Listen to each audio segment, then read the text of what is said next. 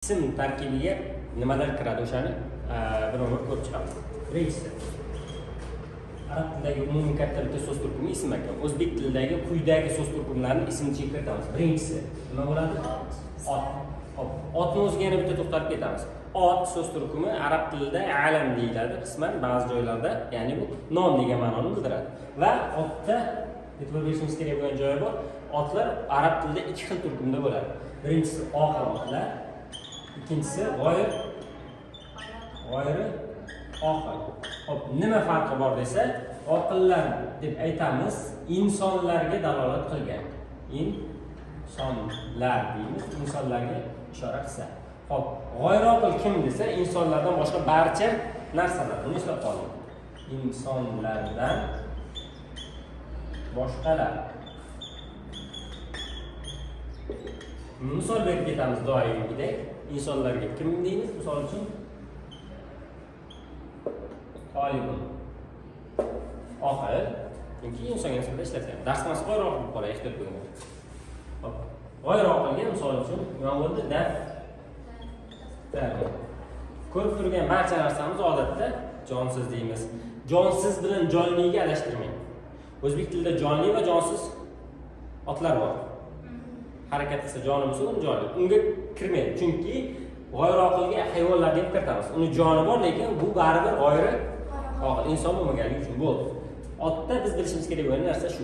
Ism tarkibidagi ot. Ikkinchisi, yana ism tarkibiga kiradi. O'zbek tilidagi qaysi so'z turkumi?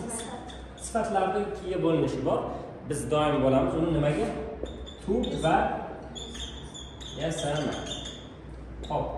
Maxsus vaznlar, arab tilida vazn qoliplar haqida suhbatlashamiz keyingi darslarda. O'sha vazn asosida yasalgan bo'lsa, qo'shimchasiz u tub sifat bo'ladi.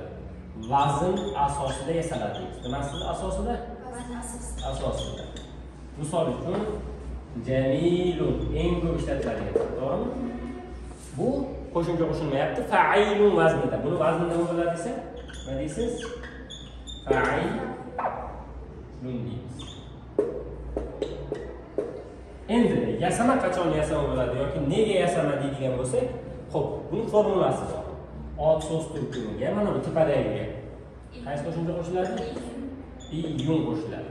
Muzakkar shakli. Muannasida iyatun qo'shimchasi qo'shiladi.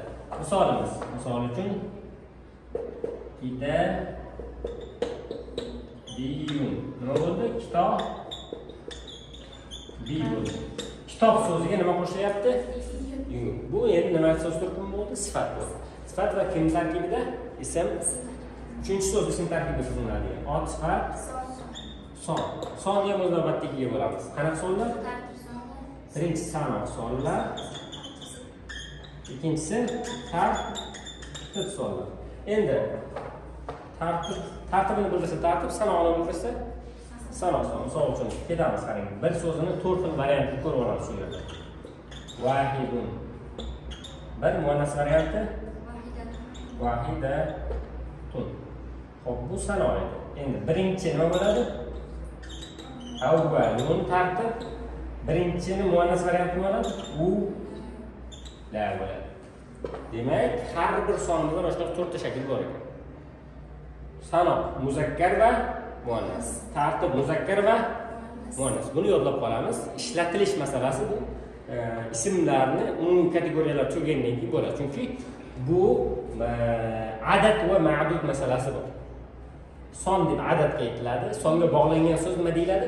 Ma'dud. Bu ikkalasining moslashishi kattaroq mavzu. 1 2 alohida moslashadi. 3 dan 9 gacha, 10 gacha alohida. 11 dan 19 gacha. Bular keyinchalik keladigan mavzu. Hozircha bilishimiz kerak bo'lgani o'sha sonlarning ham barchasi hisoblanar ekan ism. Ot sifat son ketdi. Asosiy 4-inchisi. Hop, olmosh. Biz buni ko'proq arab tilida o'zida terminlarda olib yodlaganimiz ma'qulroq o'zi muttasil va munfasil. O'zbek til kitoblarida, misol uchun Muqobil Hasanov ustozlar arab tili darsligida nima keladi? Ajratib yoziladigan va qo'shib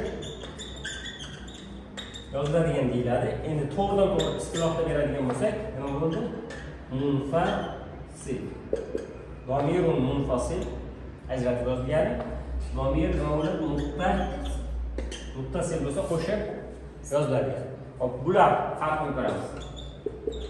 Ana men bu munfasil. Endi mening bo'ladigan bo'lsa i nima bo'ldi bu? Muttasil. Endi i ham, ana ham baribir nima hisoblanar ekan? Ism. O'shani tarkibiy qismlar. Bu asosiy nimani ko'rdik? Otisifat, son, olmosh. Hop, qolganlarda ham o'ziga xos alohida tarkibiy qismlari bor. Navbati bilan ular ko'rib chiqiladi. Hozir siz bilishingiz kerak bo'lgan quyidagilarning barchasi nimaga tegishli ekanligi, ismga tegishli ekanligi bo'ldi.